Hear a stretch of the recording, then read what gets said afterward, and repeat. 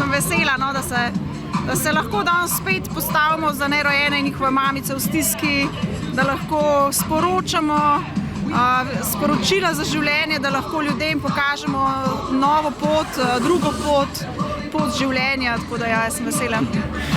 Kakšno spremembo si želiš, da bi videla v Sloveniji kot recimo posledica Pohoda za življenje?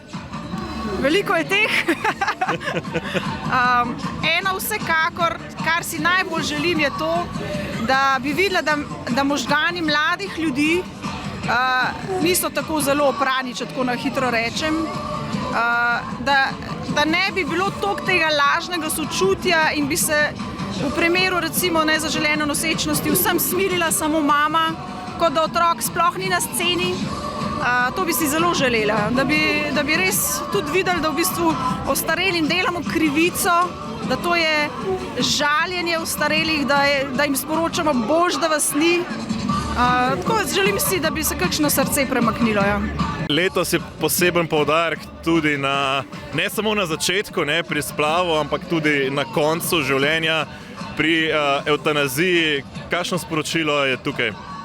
Ja, najprej se mi zdi, da se bomo danes še malo poveselili, da smo uspeli zbrati podpise, da sploh lahko gremo na referendum, a hkrati z enim upanjem, glede na to, da nam je v 3 dneh uspelo zbrati skoraj da pol podpisov. Jaz imam kar veliko upanje, da bo to šlo skozi. Ja, preprosto, kot sem že rekla, jaz si želim, da bi ostarelim bolnim dali sporočila, da obstaja pomoč, da obstaja sočlovek, nekdo, ki ima čas za njega, ki ima občutek ljubezen, da jih ne bi spravljali v stisko, da bi mogli sploh pomisliti na tako odločitev. Kaj pričakuješ od oblasti? Jaz si želim, da bi počasi iz leta v leto več ljudi začutilo, da je tudi to njihov klic.